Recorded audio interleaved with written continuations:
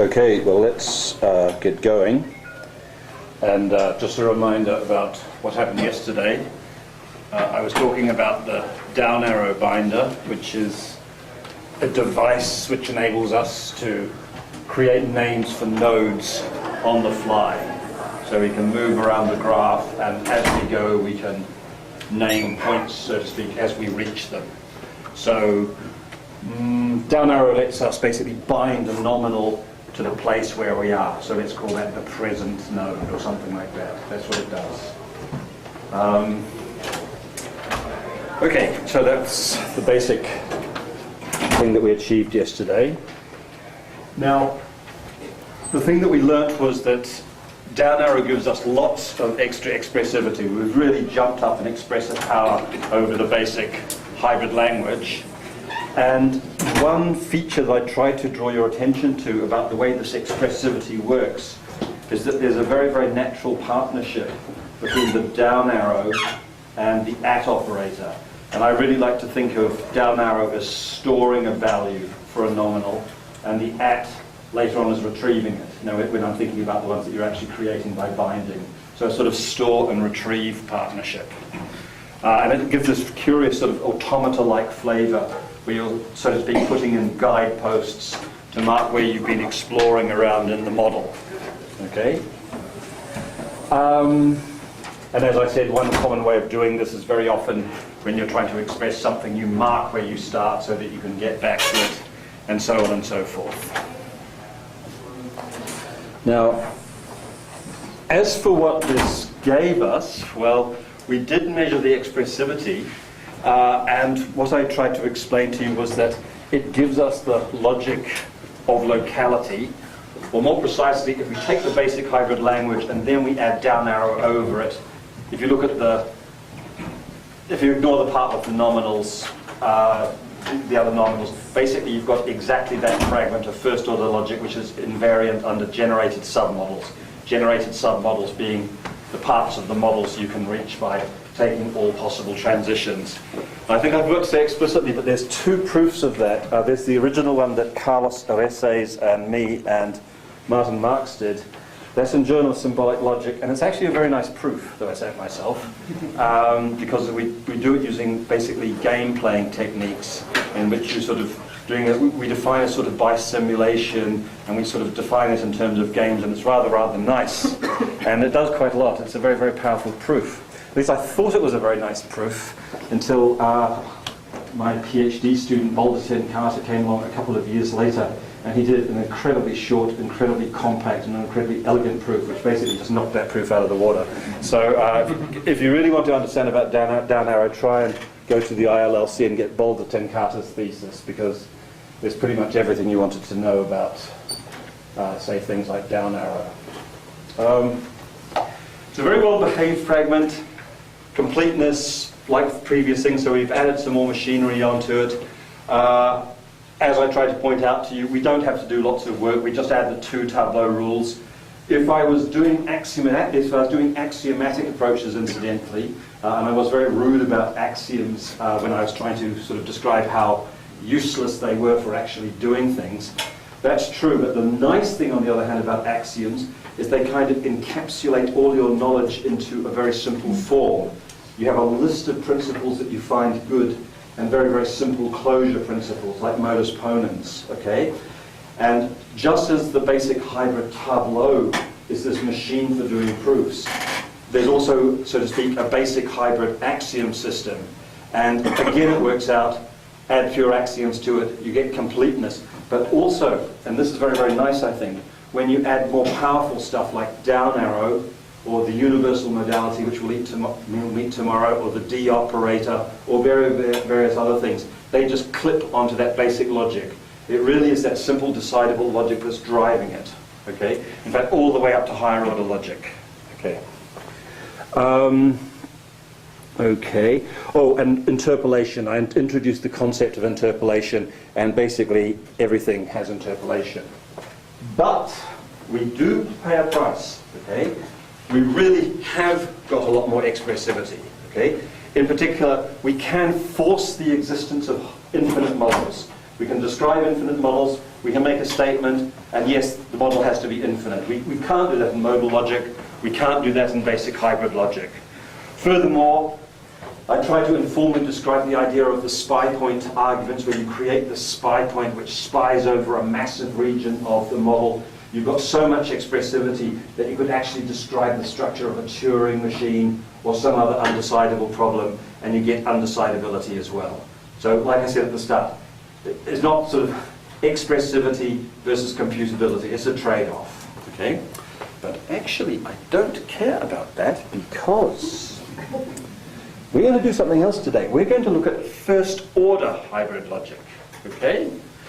We're going to basically give you lots of examples to explain all about first-order hybrid logic. But the key is that once you have introduced a first-order logic into the picture, first-order logic itself is undecidable. Okay? So we've crossed that barrier just by deciding to work on top of that framework anyway. So having down arrow along doesn't really cost anything extra. Okay? And actually, although I didn't say it yesterday, this turns out to be an area, when you go first order, that down arrow, or rather the down arrow at combination, really comes into its own. Okay? So, basically, up till now, we've been thinking about propositional models. So, at every state, we've just been saying that, okay, P's true there, Q's true there, at another state, R's true there, P's false, etc., etc. Just propositional information. But actually, what we really, really want to do is work with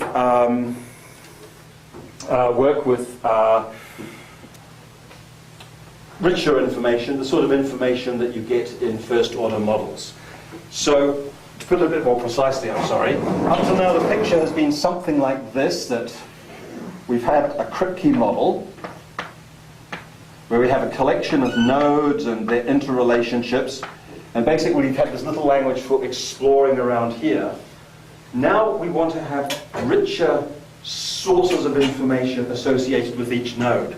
So the picture we're, roughly speaking, working with today is at that node, there is a domain of quantification.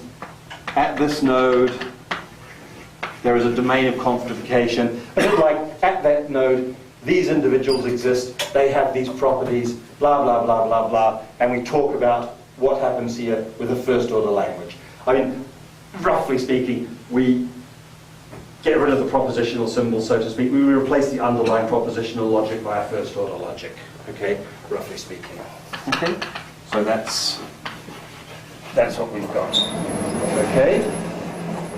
And basically, you could say, up till now, what most modal logicians have done is they've taken the ordinary modal language and they've beefed it up to a first-order modal language. And what we're going to do today is we're going to start not with a modal language, but with a hybrid language. And in particular, a hybrid language containing down arrow. That's basically the goal, okay? So let's see. Oh, and why do we do this? I'm sorry. Well, okay. I'll leave you to decide on this. Well, there's certainly some good technical reasons for doing that. I think that will be clear by the end. The technical results are very, very clean. I would also argue it's very, very intuitively natural, but I'll leave you to decide on that. Okay? Let's just run through a few kind of examples. Okay, let's start with something like this. The Queen of Holland will die. Okay? Let's just decide that, okay, let's use Q, let's make Q be a constant, and, first order constant, and it stands for the Queen of Holland. Okay? And let D be a unary predicate, representing to die, and okay, this is our usual priorian in the future diamond. Okay? And basically we might sort of say, okay, let's formalize the sentence as possible, as follows. Now we've got, in the future, well, I can see some time where the Queen of Holland dies. Pretty simple stuff, right? Okay. Let's just think a little bit further about this. Now, it seems that this argument might be valid. Okay, think this through. Everybody will die. There is a Queen of Holland. Thus, the Queen of Holland will die. If there exists at least one person Sorry? If there exists at least one person. Okay. There is a Queen of Holland, yeah. Okay. On the other hand, I did actually say first order models that we're working with. And although there's some versions of first order logic where you allow empty domains, first order models do. But you mean persons exist? A person, sorry. Person, sorry. Yeah, but there's a team, yeah, sorry. Okay. Yeah. Yep. Okay. So basically what we're saying is something like this. So, for all x, if x is for all x we're dealing with a world of people apparently. For all x in the future, x will die. So it's a gloomy universe. Okay? And apparently there exists an x, and x is equal to the Queen of Holland. Okay? And this should entail that in the future, the Queen of Holland should die. So far, so good? Okay, but here's something you didn't know about Holland. Did you know this? The Dutch are very, very good at seeing into the future. It's because of the coffee shops, actually. Okay. They're very, very good at anticipating death. And whenever they detect that the present queen is about to die or something like that, they rush into the palace and they make her stand down just so that they can never have the horrible situation that a Queen of Holland will actually die. Queens of Holland, so to speak, live forever. Okay, that's the Dutch way of manipulating the truth. Okay? Okay, so it's a wonderful world. Okay, but please note that in the model I've just given you, die Queen of Holland is always false. And so in the future, die Queen of Holland is always false. And so this argument, which kind of looks pretty good, isn't. Can anybody tell me why it's not such a good argument? Or what might be possibly going wrong with this argument? If you've done a massive course in first order modal logic, please spare me. But for somebody who's maybe not quite so familiar with first order logic, are there any suggestions as to why there might be something going wrong here? Is everybody here an expert on first order modal logic? At the moment in future, x will not be equal to at that moment in future. That's going along the right lines, yes. Okay, let's have a look at this. You might say that there's an ambiguity in this. Okay, the Queen of Holland will die is ambiguous. It has at least two different meanings. Okay, and there's what we might call the wide scope reading. Okay, that is the present Queen of Holland will die. Do people see why I call that the wide scope reading? Why is it called the wide scope reading? What's scoping over what? The cycle is scoping over several models, because the domain for x at a certain state is different, is the same as the domain of x for another state. Okay, it was just it's more that when you talk about scope, you're usually talking about operators in some sense. And so you might say you have to there's two kind of operations going on here, the definite description operator, so to speak, and the in the future operator. And in this reading, so to speak, we interpret the Queen of Holland as present here, and so to speak, subordinate to that is the interpretation of in the future. Whereas, read the next one, narrow scope, sometime in the future, so you see the future operator is taking what is called wide scope. Sometime in the future, the person who then is queen will die. So do you see it? There's two things. How we interpret the constant and how we go into the future. Two operations. So there's an ambiguity. And there's a scope ambiguity when you get down. And here I've called them the wide scope and the narrow scope reading. Is this clear to everybody what's going on? Okay? But we don't say a Queen of Holland, we say the Queen of Holland. I know, and that was my first clue. I said the Queen of Holland is ambiguous. Yeah, is it? I think so, yes. But let's just go on. You know, just here. I mean, I'm not finished with this example yet. Now, in a sense, you might say, ordinary modal logic defaults to the narrow scope reading. So that in the future, because you make the transition, and when you have to evaluate the constant, the semantics basically gets you evaluating out there. Okay? Sorry, let me make this a bit clear. If I do something like this, you're at some, let's make it a time, we're at some time here, and we say something like, in the future, die of Q. There is this, so this basically means that there is some T dash, which is in the future, and what we're sort of saying is that die of Q is true there. Is that okay so far? So modal semantics, in the future this holds, is true if you can actually find some T dash which lies in the future, and this atomic formula is true here. And if you go through the obvious semantics, that pretty much means, well, you look at the entities at that world. What does die mean? Who's the queen? Does she die or don't she? Okay? So to speak, by default, there is an ambiguity, and the modal semantics, the standard, let's say tensological or modal semantics, resolves it by moving on to the next world. So default is the narrow scope, what I call the narrow scope interpretation, this kind of interpretation. All right? But I would draw your attention to the fact that even in orthodox modal logic, we can get the other interpretation. So the queen now. We'd probably say something like this.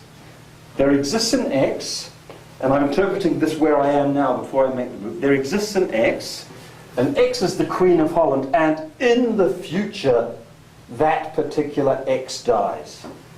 So do you see how we get both readings now in ordinary modal logic? Do you see that trick that people do in orthodox modal logic too? Or have I lost people here already? I'm not getting a great feeling of confidence here. Do people understand what's going on? Do people understand what's going on, or are there doubts? Okay, cool. Now, I'm not denying that you can do this in orthodox modal logic. There's a different way to do it in hybrid logic, and I think it offers a lot more. Let's go and take a look at what we're doing in hybrid logic. In a sense, what we would say in hybrid logic, more or less, is that constants contain, maybe if you like, an implicit reference to a time of evaluation. Okay? That might be one way of thinking it. Okay?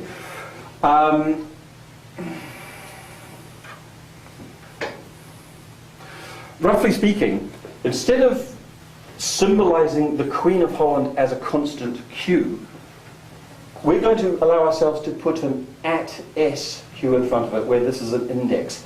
In other words, before we were using @s as a way of talking about when and where propositions were true, now we're doing the same thing for constants. We're overloading the @ symbol and putting it in front of the constants, so that, so to speak, there is a temporal or a indexical parameter attached to the evaluation of constants. Okay? That's what we're doing. I'll be more precise about this later. I just want you to get the intuition and look at some of the distinctions we can draw once we make this little move. This is actually the crucial move, actually, I think, from the technical point of view. Basically, you've got the @ operator, and so to speak, the @ operator, if you want to think of it in a funny sort of way, it's a rigidifier of propositions. For every proposition P, it decides, okay, it's either true everywhere or false everywhere. It rigidifies everything to the value it receives at I. So @IP, it's a rigid name for the truth value that it gets at I. In a sense, we're just sort of saying, okay, if we've got a rigidifier for propositions, let's rigidify on constants, and we don't even bother changing the notation, we just overload, okay? We just use @I for that. After all, hybrid logic is systematic confusion, I already told you that. And now we can get these two nice readings quite nicely, I think, okay? So here's the wide scope one. We're evaluating at a node, so remember where you started for, give it a name. Or if you want to put it another way, I said that down arrow S was the present. Just kind of like, okay, here's the present, let's give it a temporary name. Okay? S is the present, okay? In the future, there is a dying. Who's dying? Well, whoever was the Queen of Holland where you started evaluating. Is that clear? I have a question. Aren't constants, doesn't Q stay the same in every model? Aren't constants supposed to be the same in every model? Okay, there could be a lot of argument about this, but I would say for somebody like, say, the President of the United States, if you view that as a constant, so to speak, It's something that should change value every 4 years. No, but I mean in the logic, not... Sorry? I mean in the... No, the logic actually, what we basically do, the way we drive this particular logic, by default we let constants just vary across times or whatever, but we explicitly rigidify when we use. This kind of thing that I'm doing here, I'm saying I want to use this context, let's be a little bit particular about when I want to use it. That's a fundamental idea. So what's the difference between constants and variables if we don't have for all? You can't bind them. I mean, this is okay. Oh. You see, if you're dealing, let's say, with first order extensional logic, something like there's only one possibility. Or let's say that even the President of the United States, there's only one possibility. But if you're looking, say, at, and you think you want a constant, the President of the United States or something like that, well, to be realistic, you basically want it to change every 4 years. Well, you've got to allow for a few assassinations and not denoting anything before the foundation of the United States, but that sort of thing. We like to do that, but then we like to pull out exactly what we want using this. If you want to put it that way, don't think of the Q's and all that as constants, if you prefer to think of it that way. The Q's are propositional, the Q's are individual concepts, if you like. Or like they're sort of things that range over this. And they only really become a constant when we stick this in front of it. If you prefer to think that way, think that way. That's quite a nice way of thinking. Okay? So they get converted to being a genuine constant when you put the at operator in front of them, if you prefer that. Okay, now let's have a look at this.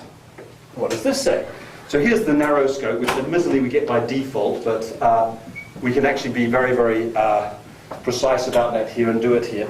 In the future, it is possible to find a time, and that future present, so to speak, we call it S, and there is a dying of the Queen, but it's the dying of the person in that future time. Okay? And you can sort of see very, very clearly that it's just a scope ambiguity. Okay? Sorry? Yes. I prefer to say wide and narrow scope, to be honest, but I mean... Anyway. Okay.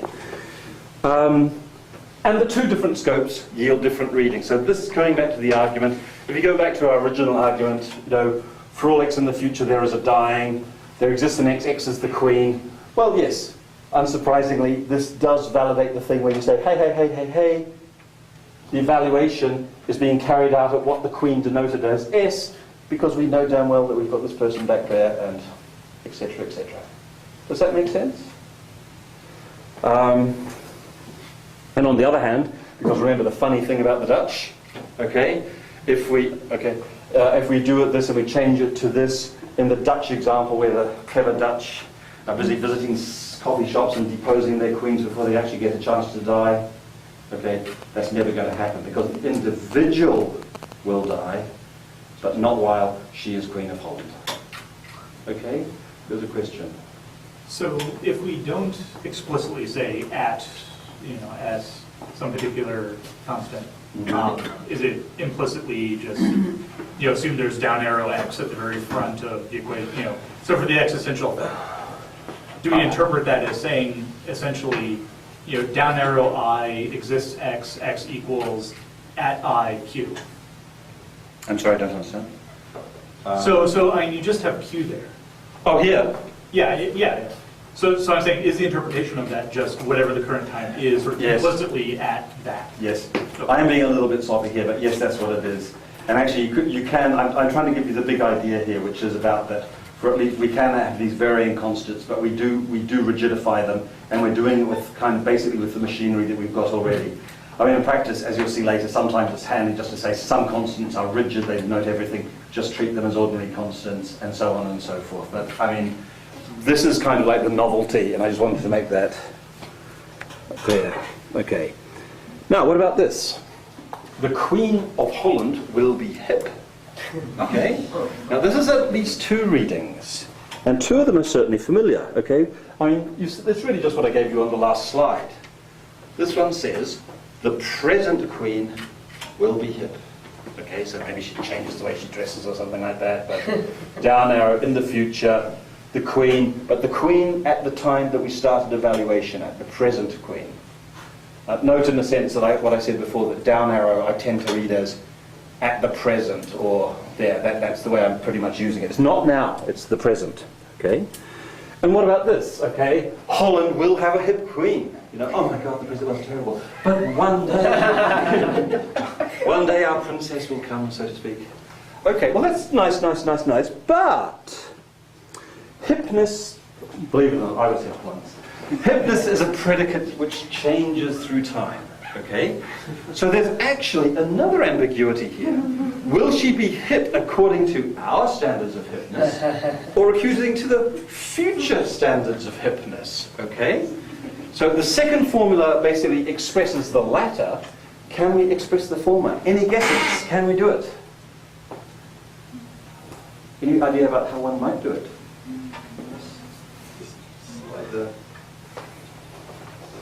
Okay. Holland will have a hip queen according to today's standards of hipness. Remember where we are, that's the present, we're evaluating here. Move into the future.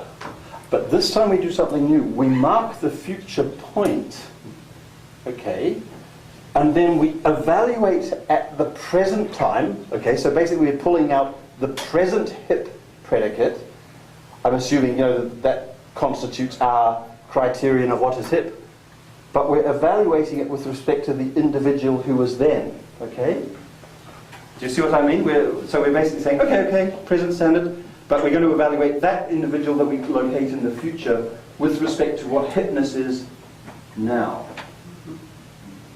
So not only the constants are different in every state, or I don't know what we call it, state, but also the predicates and everything? Yep, and first sort of because you want to be able to sort of, you want to model change basically. I mean, that's kind of the point of your reasoning about time. You want to go for, okay, this wasn't a live object and unfortunately became a dead object. Or this was a red object and then somebody painted it and it became a blue thing. Okay, yes? So, is there anything else that changes? Well, that's what you've really got in first order logic. You've got these constants and predicates and relations. But I mean, the point is, no, go back to that. It's not silly. Go back to this. I mean, think of it like a movie, okay? Think of it like a movie. I mean, let's say in tense logic. I think tense logic is really good. And here, so to speak, is our Kripke model, as we used to think about them. Let's say points, so to speak, or something like that, going along in time. And hanging off each one is a first order model. And a very natural way of thinking of these things, and I think it's very intuitive in the tense logical session, just think of them as the frames of a movie. I mean, if you really want to, you could think of time as continuous, and it's a continuous thing.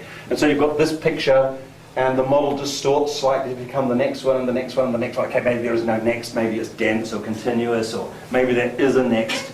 But that's what you've got to think of. That's the intuition behind first order modal logic.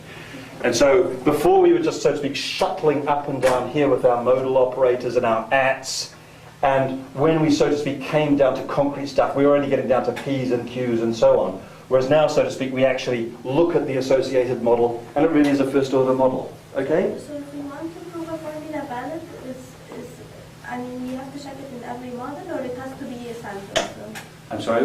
if we want to prove that the formula is valid in all of from now on, or not from now on, but in general, in all times, then it's quite difficult if it has constants or if it has anything free. So if it's not a sentence. Yes, I mean, in a sense, when you've got free variables, that does complicate things up. And you might sort of say that how can I put this? Modal logic or hybrid logic by itself, if you're dealing with propositional information, works pretty well. Okay? First order logic has got, as I've emphasized before, it's a very, very different logic. It looks at the things a different way. It takes this global kind of thing. In a sense, how can I put it? There's a genuine sense in which first order modal logic is a crazy idea, and anybody who seriously attempted it should be locked up in a lunatic asylum. Okay? But historically they did that, okay? Because you kind of got this kind of flow here, and you've got these kind of things hanging on. They're two different logics. How the hell do you make them work together?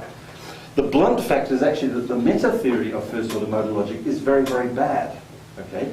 What I'm trying to do here is showing that if you start with propositional hybrid logic instead, things kind of work more naturally. And the meta theory, once again, just goes click. Okay? It's all cleaned up, so to speak. That's for the end. But the other thing I would like to say is, what I'm also trying to give you this intuition, I guess you won't be seeing it if you haven't seen first order modal logic before, but I started by showing you how things work in ordinary first order modal logic. I said there was a default for the narrow scope reading, and I said we could get the other one by saying there exists an X, and X is the queen, and yada, yada, yada. But then I said, but this is how we do it in hybrid logic. And there's a very, very different idea behind it.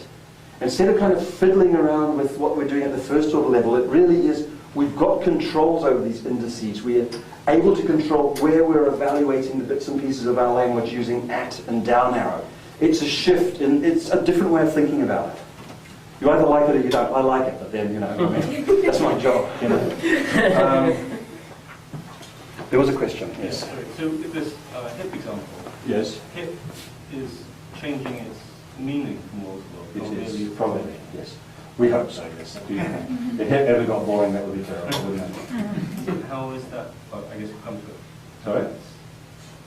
What kind of this definition does that work without, in the first order system? Is it a predicate?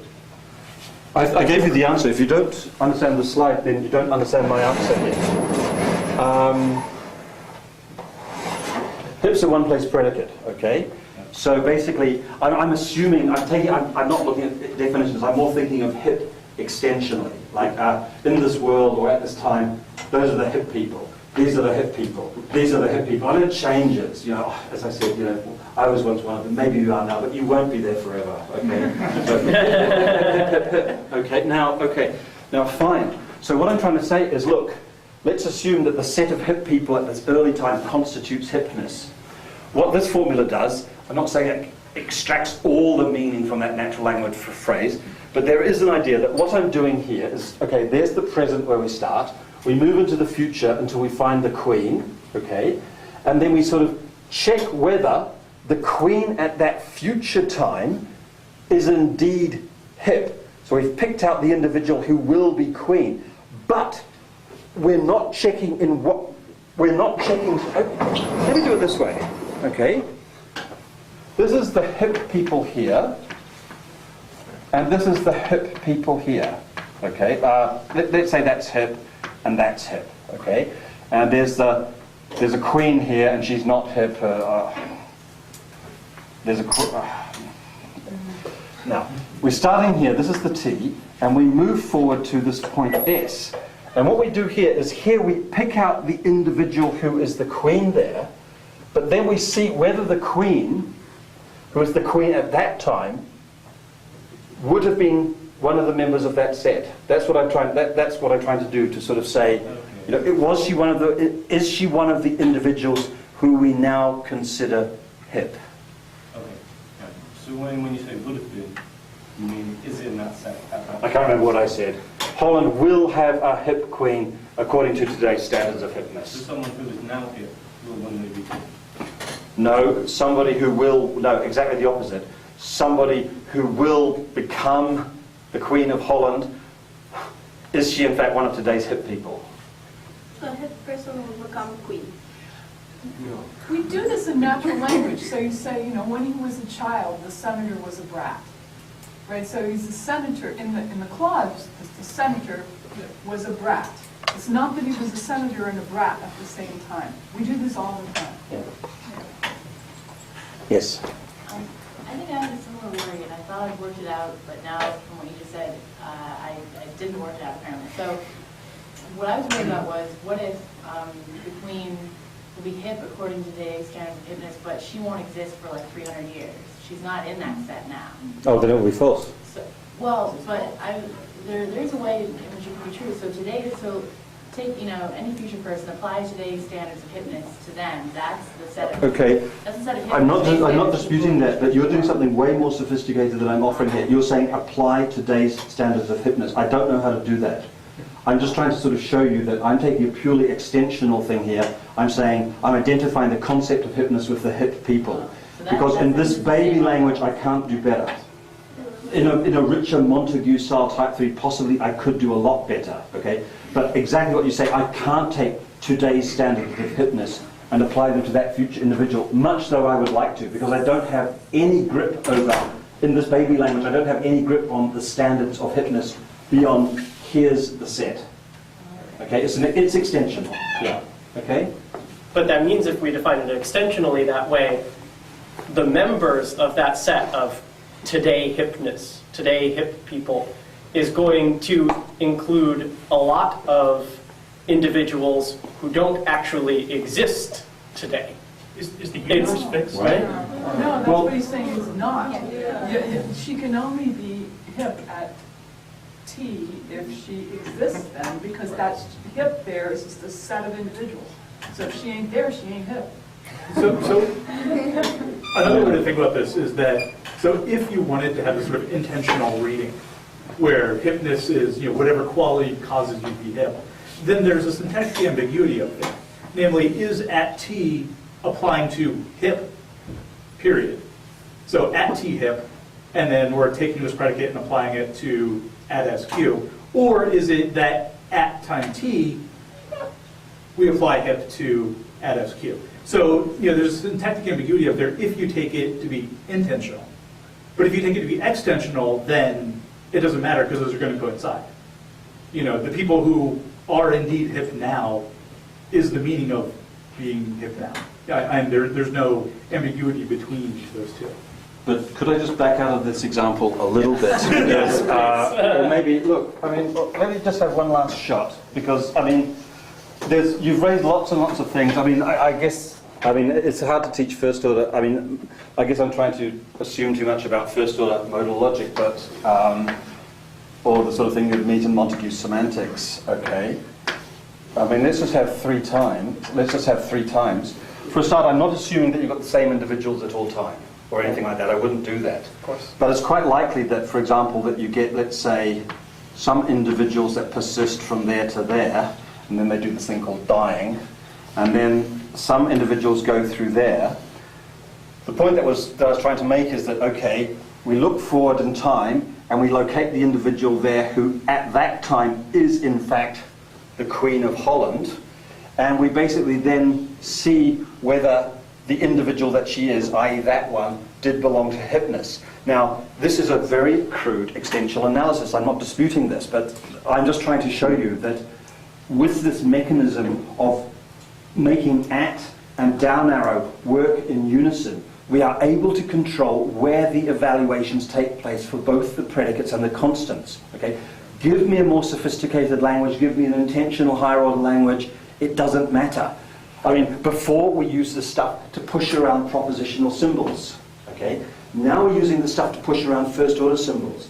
Give me your second order thing, give me the, I'm trying to show you a method of thinking about this. Okay? So give me the language that gives me the criterion. We'll see if we can sort of fit it into here. You see what I mean? That's kind of the program. Presumably, Give me DRT. Anyway, go on. Yeah. sorry, presumably you could allow that things in the extension of a world didn't exist in that world without making the language any more complex.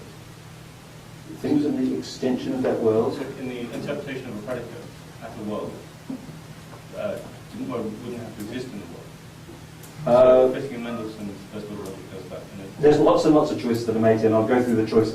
First order modal logic is a huge menu of choices. Yeah. And I'll be dealing with that explicitly. This was meant to be an intuition pump, not a formal definition. Okay, this is meant to get the intuitions going. I'll tell you the choices I made later on. Okay, this is really just to get the because there's many. Okay, and that's really just trying to say it. That is, we evaluate the hipness present at the present time with respect to the individual who will be the Queen of Holland. That's basically what I'm trying to say. Let's keep on with the royal theme. So in 1556, Charles V, the Holy Roman Empire, resigned his offices and spent the remainder of his life near the monastery in Sant Juste in Spain repairing clocks. Now one can imagine Charles planning this future retirement in his life and musing, someday the emperor will not be the emperor. Now I think he probably meant this. That name the present time, in the future name that time, the person who is the emperor at S will not be the emperor at T. And I don't think what I quite like about this is even trying to formalizing the stupid reading is quite hard.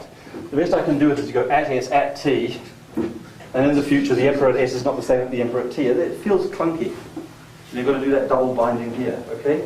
But this, so to speak, is the stupid reading, the one that's allegedly difficult. This is the natural reading, and I think it just falls out nicely without apparatus. You know, we're just picking up on the concealed temporal references there. Is that okay? Does that make sense? If we write down arrow S, down arrow T, we're marking in the same place with S. We certainly are, yes. I mean, I was trying to think, well, like, I'm trying to handle these sentences even-handedly. Someday the emperor will not be the emperor. And, so to speak, how can I put it? This is the typical counterexample in first-order modal logic where it's easy to write it down the wrong way. But if you're thinking in terms of the hybrid logical way, I would sort of say that kind of this pretty much forces itself upon you, so to speak, to do it the right way. Okay? Whereas, as I said, even trying to think about it, I was sort of thinking, well, the first one's got 2 references. I ought to put 2 references, so it's 2 references to the present. And okay, yeah. There's another way to do this stupid reading, although it's not as parallel to the other one. You could just say in the future, the emperor then will not be identical to the emperor then, and that just. Yeah, I guess you could do that. Yep, true. But I don't think I was thinking that either. Yeah. So, for a long time it looked like the following statement would soon be true, that the Queen Mother is the oldest woman in England. Okay. Now, even if it was true, we don't want to derive from it that this will always be the case in the future. Okay? So we don't want the following formula to be valid. We don't want that the Queen of Women is the oldest woman in England implies that at all future points this will be true. Okay? It seems implausible. But there's a little problem. This conflicts with Leibniz's principle. Okay?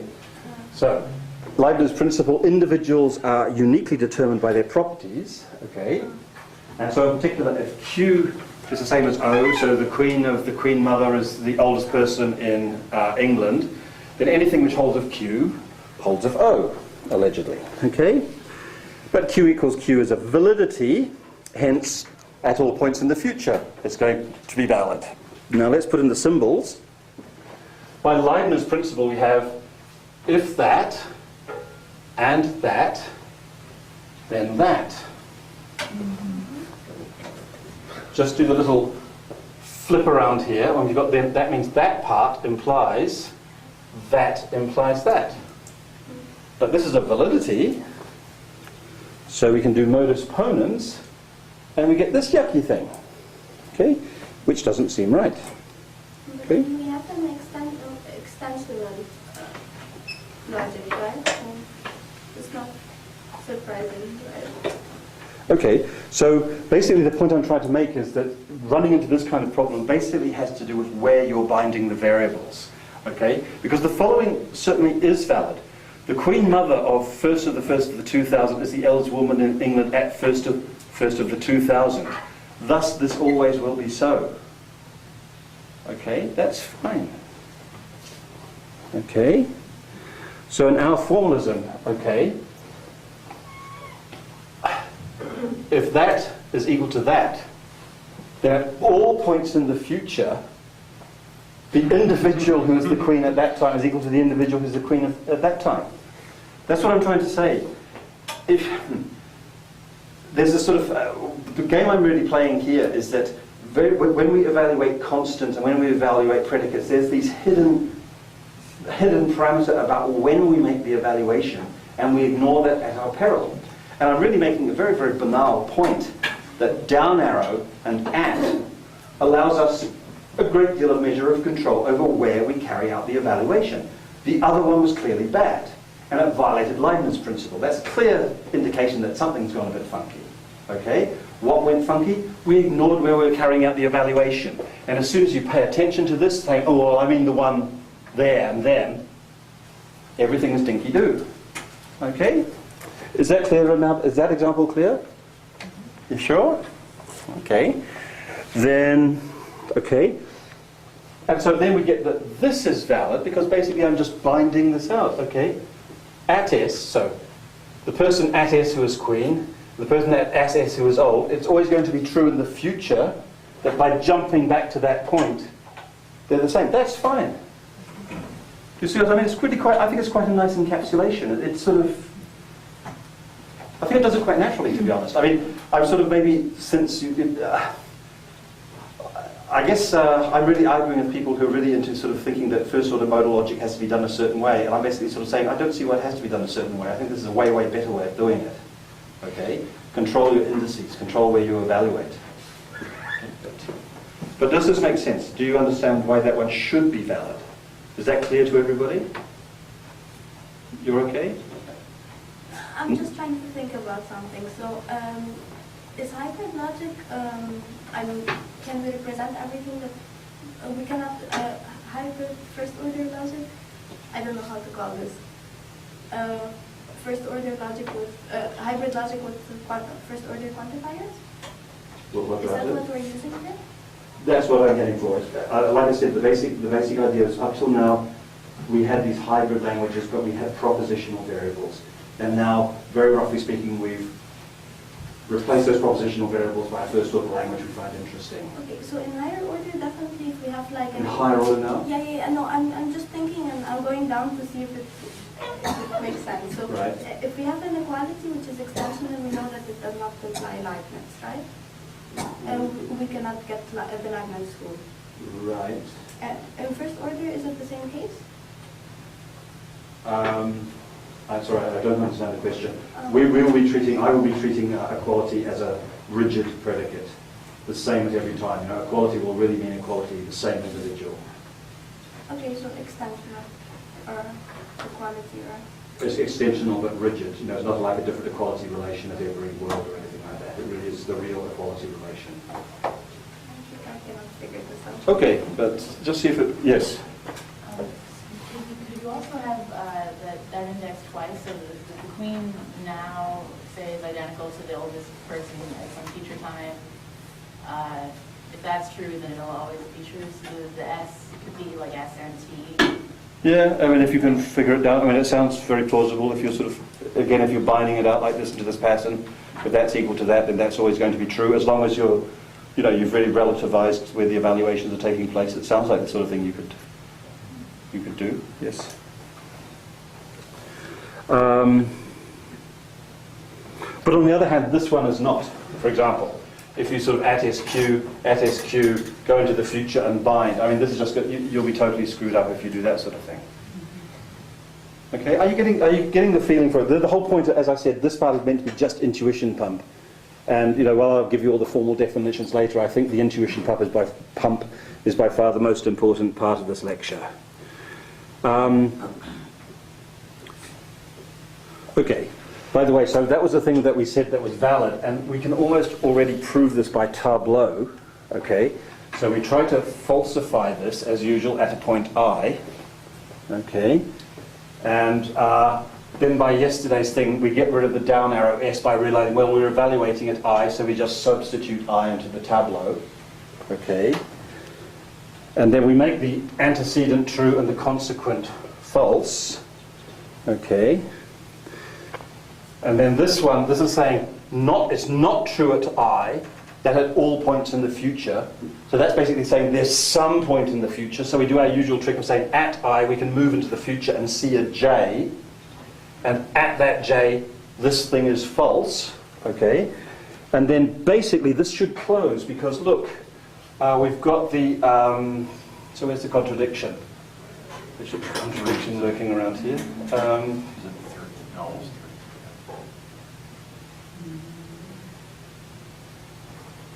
Well, you should have 3 and 4 prime. That the at distributes and then goes away because. Yes. So there should be this there should be a contradiction here when we do this because, as I said, I want to treat equality as a rigid predicate. When we do our tableau rules, this is the sort of thing that we want to sort of guarantee that it would stop like this. It would see the thing, and when we formulate the tableau rules, I'll do that. Okay, let's try and move on just a little bit. That's the informal discussion, and let's just sum up what I've got. If we put an orthodox modal language together with a first order language, some familiar and desired laws fail. So, for example, we might have these funny things with the Leibniz rule, and some readings of natural language expression can't be very clearly expressed. And arguably, it seems we need some sort of mechanism in the language that's able to deal with the implicit references to the indices that we're evaluating with respect to, times, worlds, whatever, okay? And the argument here is that the previous representations, the previous inferences are rather nice precisely because the apparatus of down arrow and at lets us make them, lets us attend to them in a fairly natural way. That's the program, okay? Okay. Oh, I will say there's other solutions that are possible. So this, if you really do get interested in this, I do recommend that you read this book. This is Mendelssohn and this is Fitting and Mendelssohn. Fitting's an excellent logician. He's done some stuff that verges on hybrid logic, but he's done lots and lots of interesting stuff. Now, he has got very nice treatments of all these kind of puzzles and things like this in the setting of first-order modal logic. He's also written a very nice book called Types, Tableaus, and Gödel's God, in which he looks at similar sort of things in the setting of higher-order logic. Okay, both very, very nice books. Now, he introduces a scoping mechanism. In other words, one of the problems here is one of the problems that we've seen here time and again is, well, it all depends a bit on where you evaluate the bits and pieces. Do we evaluate the constant here or later on? Where do we evaluate the predicates and so on? He uses, it's not really lambda calculus at all, but he introduces a notation for keeping track about where you evaluate the various bits and pieces. And he does so really quite convincingly. It's rather nice. My point, however, is, okay, and it's somehow, in a sense, it's like a first-order mechanism. He's sort of going down to the first-order language and enriching that part. That's not what we're doing. We're using the hybrid logic, which is an enrichment of the modal part. That is the part that deals with the indices and so on.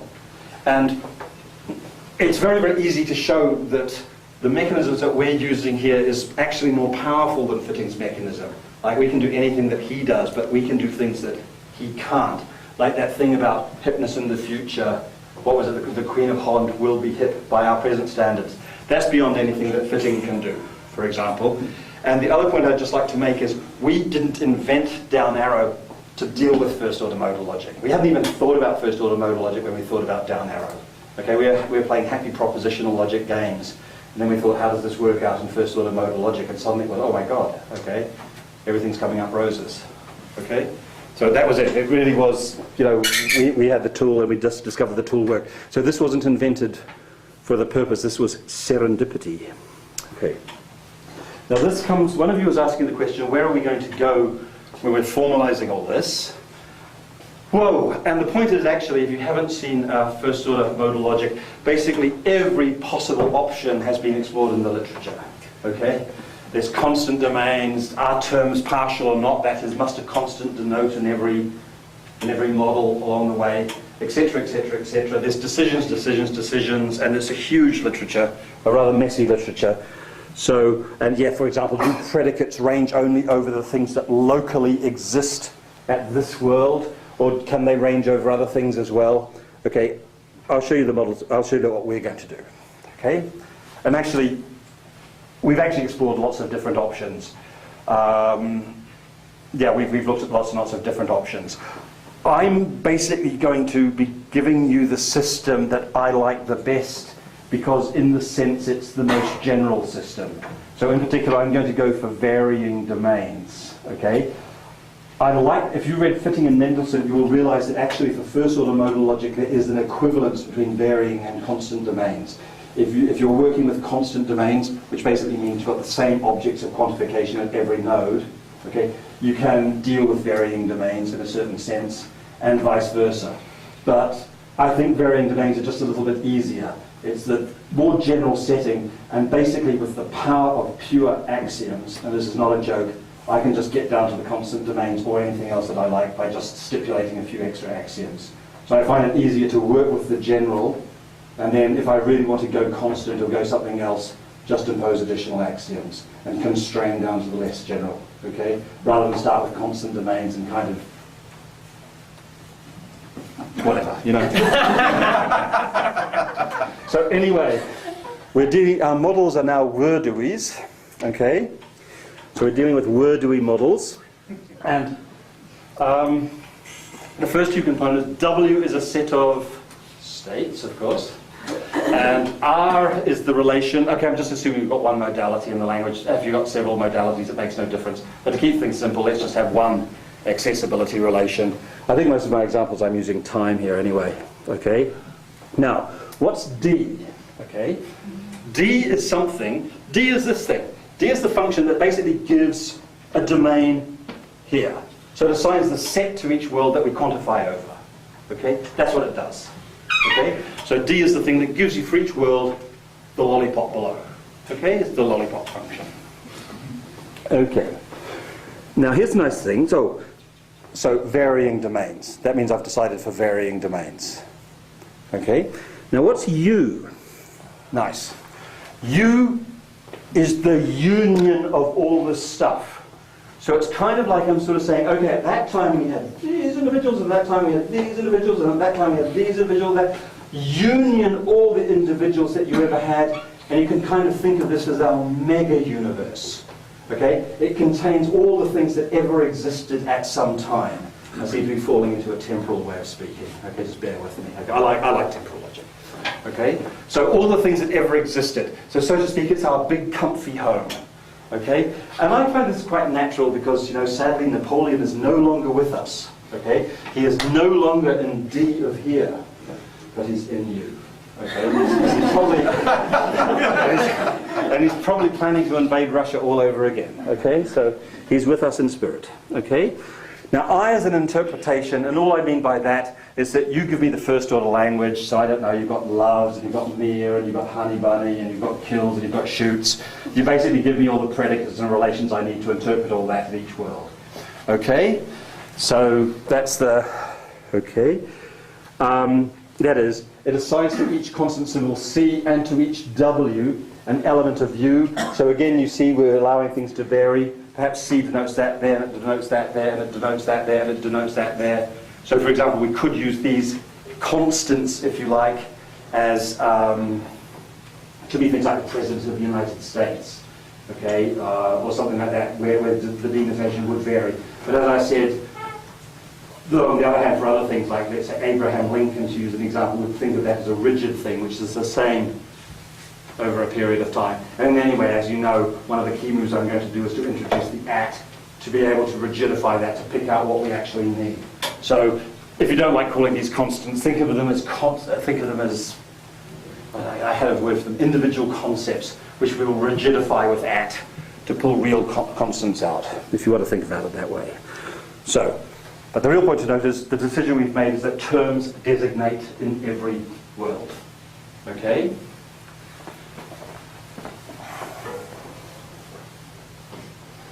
But note, they may denote something that's there. Okay, so we can deal with things that no longer exist. It assigns to every n-place relation symbol R and to each W member of W some n-place relation.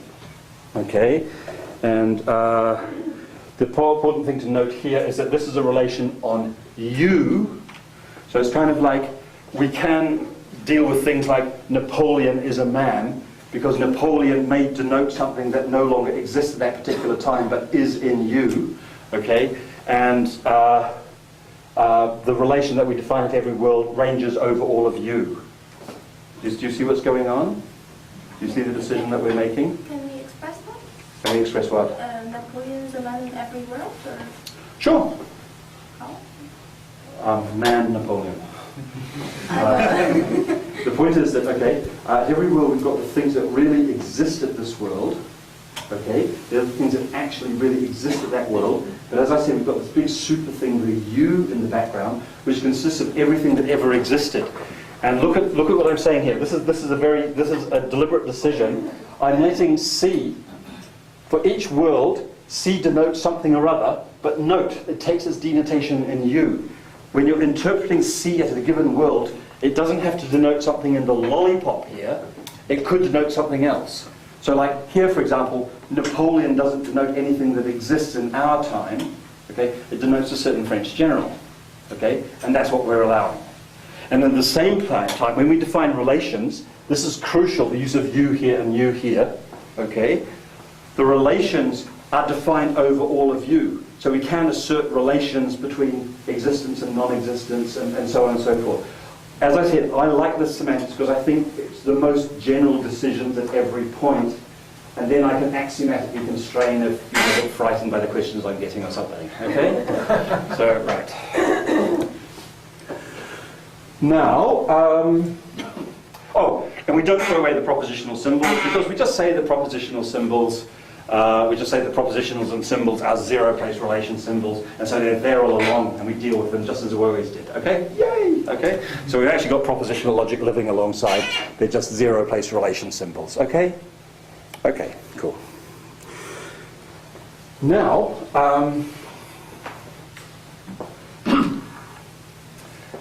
okay.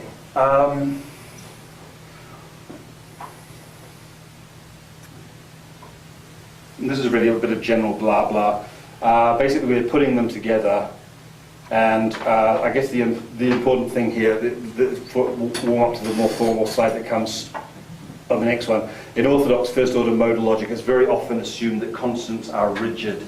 We're taking the opposite decision, and we're going to explicitly rigidify with at when we feel the need to. Okay?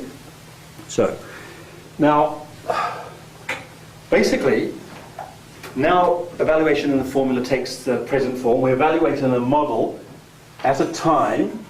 V is the assignment of values to variables that deals with the first order models, so the variables that range over down there. And G is the thing that we saw yesterday as dealing with the sort of state variables. Okay, so you could wrap them up into one function, but I just thought it might be handy to sort of keep the same notation from yesterday. So yesterday it was kind of like we were evaluating with respect to three things because we had the state variables here, but now of course we want quantifiers over all of this. Okay, and probably there's another decision we've made here. We're going to tell you what the interpretation for atomic formulas is soon. But this is the other decision we've made here. What does it mean when I say for all or there exists at this time? It means that you're binding to an individual that's actually in the lollipop. So that, I think, is the nice way of doing it. We define the denotation of constants. We're allowed to denote, we're allowed to have Napoleon, okay? And we're allowed to have our relations make use of you. But when I say there exists, I mean they're in the lollipop. Okay? And when I say for all, I mean at all points in the lollipop. No, I think this is about the best way of doing it, to be honest. Okay? But as you'll say, you'll find for every conceivable combination of these choices, you'll find somebody defending it. So Okay? it can be true that Craig hates Napoleon, but false that Craig hates, there's someone that Craig hates. Exactly. So you can say Craig hates Napoleon, that would make sense. But does there exist an X? I prefer to say, does there exist an X called Napoleon that Craig? No. Yeah, exactly. Exactly. Yes. Denotation of terms. Sorry, this looks a little bit techy, but let's just cut to the chase. Basically, these are the terms we've got. We've got ordinary first-order variables. What gives the denotation of a first-order variable? Well, exactly what you'd expect, the assignment of values to variables. Okay? The other thing we've got to look at is what does a constant denote? And in particular, what does this denote? If we're given all of this sort of interpretation stuff, then at WC, it just means the interpretation of C. I'm confused here myself, actually.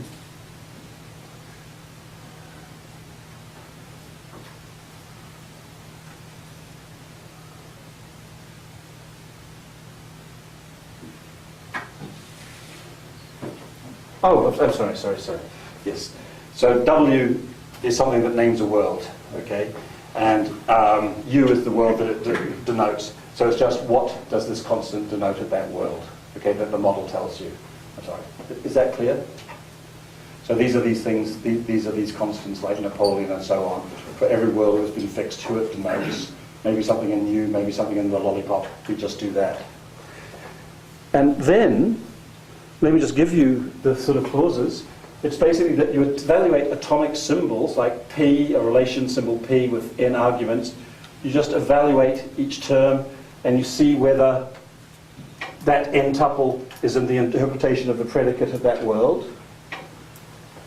The equality really does mean you go into the world and you sort of see whether the two things that are denoted there really are the same.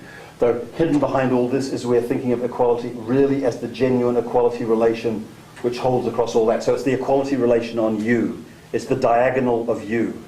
Okay, it's a set of ordered pairs, you know, for you a member of U. Okay, that's, and everything is the same. So negation is just that. Conjunction is just that. Diamond moves you to a next state and carries out the evaluation. And the most important clause of all, really the only one you need to worry about, when we say there exists an X, okay, it means that actually we can change the assignment to let X denote something, but this is the really crucial thing. It can't denote an arbitrary member in our super collection. It's got to be something that's in the lollipop where you're standing. This is the really important thing. If you're standing there and you make an existential claim, you're binding to something there. Okay? Does that feel okay?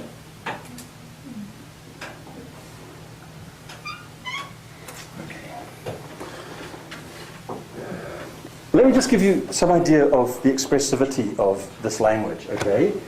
A constant C, like Napoleon, denotes something that exists at a state T, if and only if this formula holds.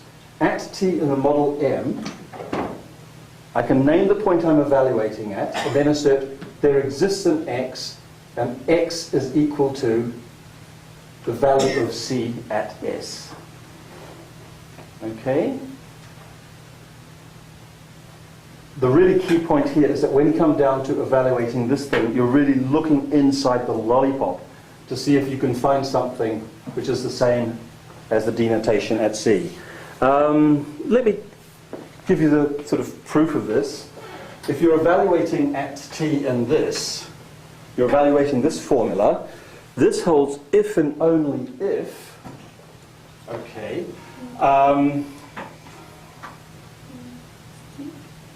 sorry? There's T instead of I, no? Yeah, or rather I should probably have said that I is the denotation of T. Or yeah, I should have put a T in there, let's say. Sorry, I changed the slide at the last moment, which is always a mistake. Which means there exists a D, a member of D of T, such that... I'm sorry, I'm getting confused here.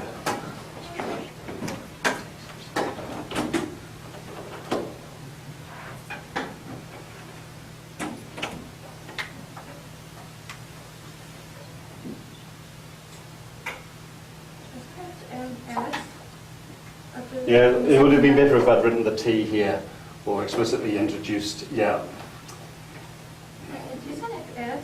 Sorry? In that line, isn't S instead of T? No, precisely not. This is a bound thing. And what I'm really trying to use is that I is meant to be the nominal, is meant to be a nominal that's naming T. Because here it's kind of like, this is something that could work at any world. So I'm evaluating this at an arbitrary node T. And I'm basically sort of saying if this is true here and you've got the nominal, you just substitute the nominal for there and you get rid of that. But then if you look at this, this is going to be true if and only if you find a D in the lollipop, such that the interpretation of the constant at that world is in fact D. And this is an if and only if. So do we want the D or the T? We want the D then. Sorry? Then we want the D instead of the I, not the T. No. The D is an entity in the lollipop. That's something, that's a first order individual. Okay? These are the indexes, these are the T's and so on. These are the things up at this level. These are the things that we were seeing yesterday. The D's are the individuals down here. That's where the first order quantification is going. Okay? So I'm sorry, I think I confused myself there, so I hope I didn't confuse you too badly there.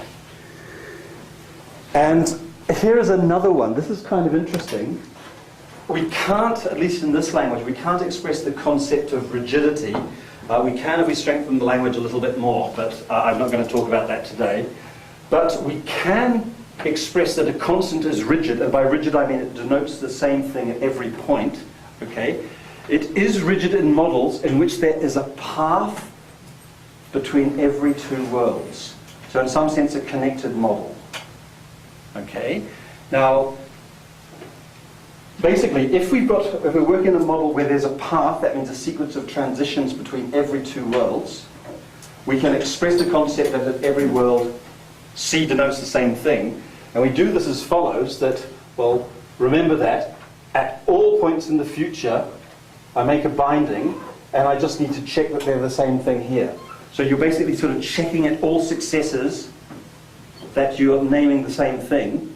Then the point is, roughly speaking, that if you walk the line, so to speak, so it's like the Johnny Cash song, you know, like this, the if and if essentially holds by, well, actually it is exactly walk the line, but I'll leave this for you mostly.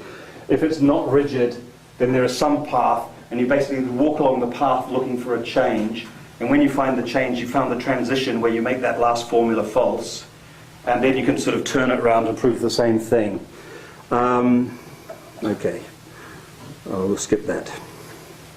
Okay, so it's quite nice and expressive, and you can get rid of that restriction when you strengthen the language a little bit more, but these are just to give you some idea of the sort of expressive power that we've got. What about the tableau calculus? Okay, let me say a couple of things. Okay, basically, okay, let's just go straight to the quantifier rules. Okay, for a constant C, okay, we'll abbreviate at I, there exists an X, that X equals at IC by C exists at I. Okay, so this is sort of saying you're looking at the I world, does there exist an X, and that means does there exist something in the lollipop? So Napoleon is not allowed now. It's got to be, say, one of you guys in the room. Okay, does there exist an X that is in fact the value of the constant C there? So, and if you're familiar with ordinary first order modal logic, you'll realize that they make fairly heavy use of an existence predicate. We're making use of an exists at I predicate.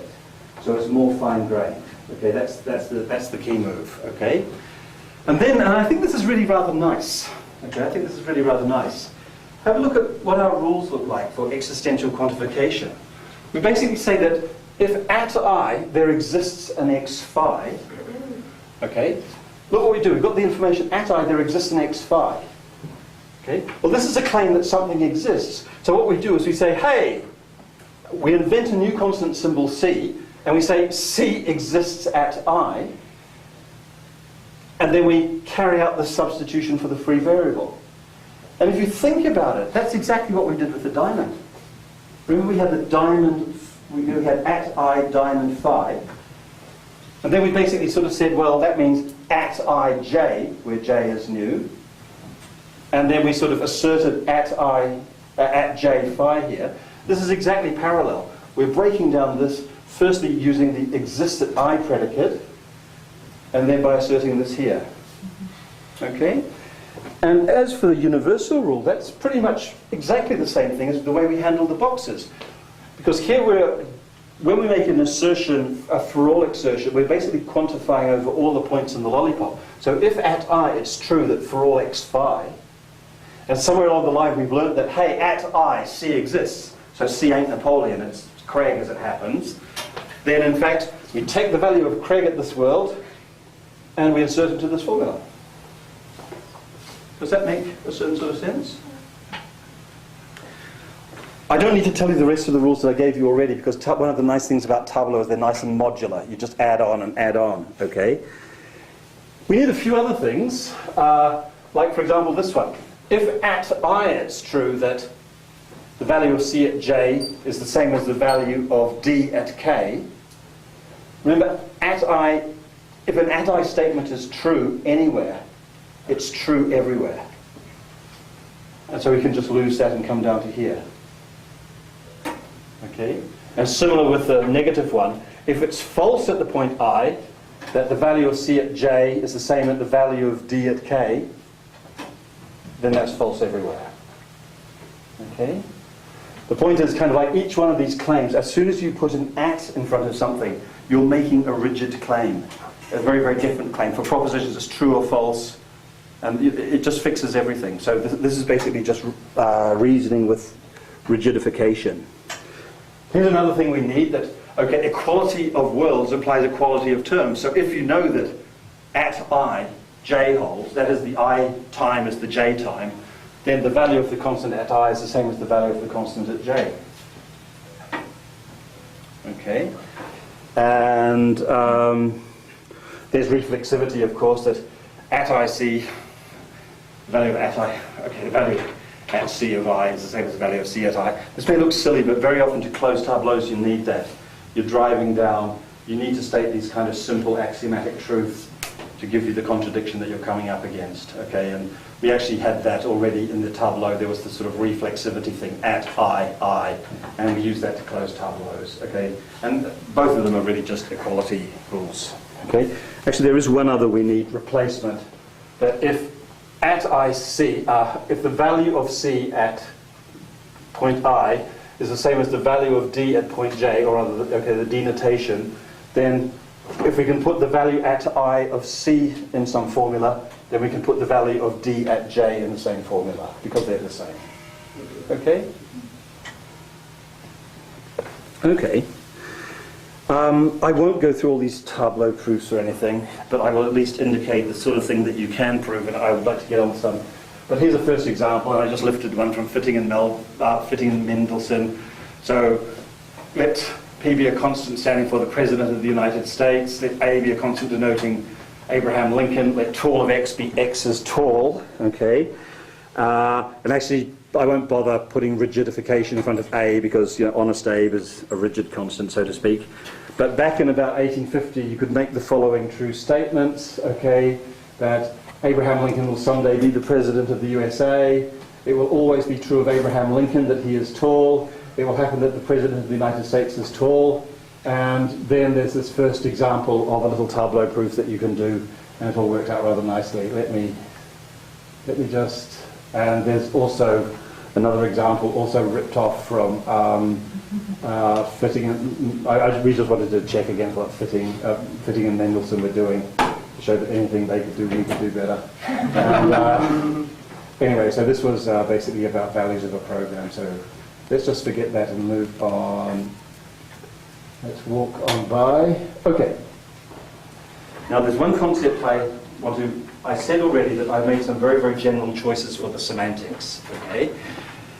And I said that what I wanted to do is sort of like constrain things when I needed them.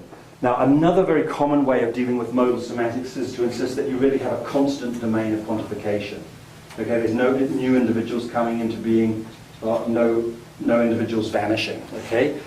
These are kind of like standard things you can express, that, for example, the domain is expanding, so each domain is smaller than the next one, so to speak, or smaller than the related one, or contracting, or indeed dead constant.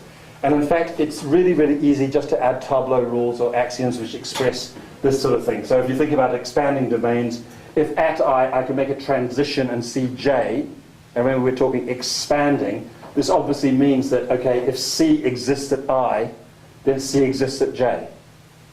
And for contracting, you just go back the other way. And for constant domains, it's just, well, if C exists at I, then C exists at J. The thing I would like to say, though, is that, how can I put it? Modal logicians only talk about these frame conditions, these conditions pretty much. There's lots more things constraints you'd like to put on the accessibility relation. If you're talking about humans, for example, it would be very, very nice to sort of say, okay, I want the relation on the models to work so that for each human being there's a birth time and a death time, and if you take a point in the middle, there's no place where he or she didn't exist. In other words, you really want to make the human beings look like continuous worms through time. Let's forget the possibility of time travel for now, okay? And that is actually a condition that depends on domain conditions and all sorts of things. This is just way, way, way beyond anything traditional modal logic can deal with. Basically, they're fighting over axiomatizations of this. But once again, if you can come up with a pure axiom to express this sort of stuff, and that one I just told you about, birth, death, and continuous in between, that's an easy peasy one. You've got completeness. You don't even need to think about it, okay? It's complete. Okay. Now, let me just move on. I realize you're getting very, very tired. A few results. The tableau system is complete for the class of all models. all completeness results for specific frame classes are inherited from propositional dynamic logic with down arrow, okay?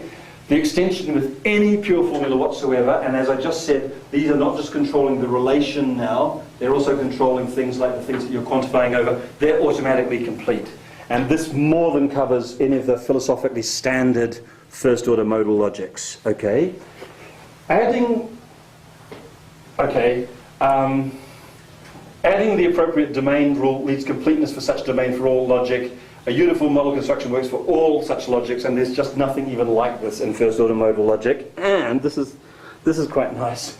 All of these systems have interpolation. Any pure extension for any of these logics with any of these frame conditions, with any of these domain conditions, with anything you can express pure, they all have interpolation. And I like that result because there's a famous paper by Kit Fine which essentially shows that he basically wrote this very beautiful paper, very, very clever paper, looking at first order modal logic. He just asked the question, when do you have interpolation in first order modal logic? And the answer was, well, basically never. Okay? The answer here is basically always. Okay? So it's, that's it. So, and once again, I would like to say, I mean, this is the weird thing once again. Okay, admittedly for the interpolation, we need down arrow. And admittedly, down arrow is doing a lot of work for us. But the point is that, once again, and this is what I find quite mysterious in a sense, we haven't really added all that much stuff to modal logic. That's my conviction. Basically, we've added nominals and at operators. And down at the propositional level, that doesn't even change our complexity class. Okay? We're still being driven by the same basic tableau system down there, or the axiomatic system. Okay, then we threw in down arrow, which gives us a lot more expressive power, but it goes very, very nicely with at. It's true we lose decidability, but down arrow comes into its own when you sort of step up to the undecidable first order modal logic anyway. Okay? And for some mysterious reason, but again I will just say Robinson diagrams. Okay? Why does it work? Well, Robinson diagrams, you can really describe models right from the ground up and make all the statements you like. It just works. And that's sort of it. Okay? So I think I'll call it a day today. Tomorrow's lecture, oh, I will, if I could just make one last comment, because this is just what I've been working on recently. I've come back to hybrid logic after a little bit of a layoff, and the next natural question for me was, how does this work in the higher order setting? Okay? And that really is the jungle out there in the higher order setting. Okay? I mean, wow. Okay. It works perfectly. Okay? You basically can take basic hybrid logic, okay, the system that I was giving, and you can take simple type theory. So I'm talking about the Henkin-Church type theory, and you can put them together, and you get full completeness for all pure formulas and all that just like that. At the moment I'm trying to check that when you add down arrow, you still get interpolation results, but I haven't quite got that. There's a little glitch in my proof, and I haven't quite kicked that, and I haven't had time to fix it up. But I think you probably have interpolation as well. I'll be stunned if you didn't. I'll be pleased with either result, actually. We lose interpolation, why? Okay, or we've got interpolation. But I'm pretty sure, I'm 99% sure that you have interpolation. The thing is also that to make this stuff work, you don't do anything crazy. Like when people go higher order, they tend to go a little batshit crazy, basically. You know, you get Montague who invented the S-type and the hats and the down hats. I mean, brilliant though it was, okay? But people tend to sort of go there. Also, there is one, it's not all easy peasy up there. There's one thing that really intrigues me. I was reading Melvin Fitting's book, Types, Tableaus and Gödel's God. And he basically gives a nice higher order construction, but near the end of the book he says, okay, I've done this for the constant domain case, and our proof at the moment is for the constant domain case, okay? This will just generalize automatically to all the other frame things.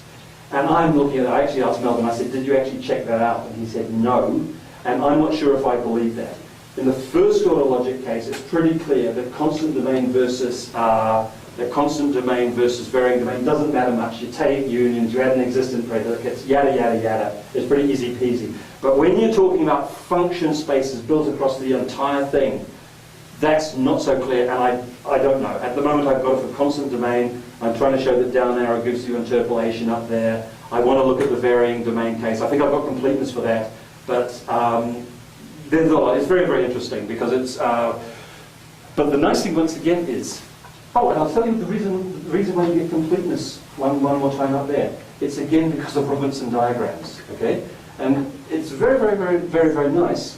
The central idea I gave you in this talk, I would say the central idea in this talk was to overload at. Before at I phi meant check whether the proposition phi is true at the point named by I. The central move I would say that we've made today, everything else depends on it, both conceptually and technically, is to basically treat at I as a rigidifier over constants, because that gave us exists at this point, is rigid, it gave us everything. It gave us a nice interaction. The basic move to get the higher order logic working is to extend at I to a rigidifier for arbitrary types. End of story. And then basically when you're building your model, you're sort of coming out of the Robertson diagram, which is specifying what the model is made out of for arbitrary types, for everything in the entire function hierarchy. And that's how it works. So to speak, hybrid logic works all the way up for basically the same reason it works for propositional logic. Tomorrow's talk is going to be a little bit different. I'm going to be talking about even stronger, well not stronger than higher order logic, even stronger hybrid languages. There's basically going to be a non-technical lecture. I'll be talking about things like the universal modality, about other things you can do with nominals, but basically I'm going to sort of come back right to the start of hybrid logic and look at what the contribution of Arthur Pryor was, okay? And that's quite interesting. So a weird mixture of looking at crazy shit languages and Arthur Pryor, basically. Okay? So thank you.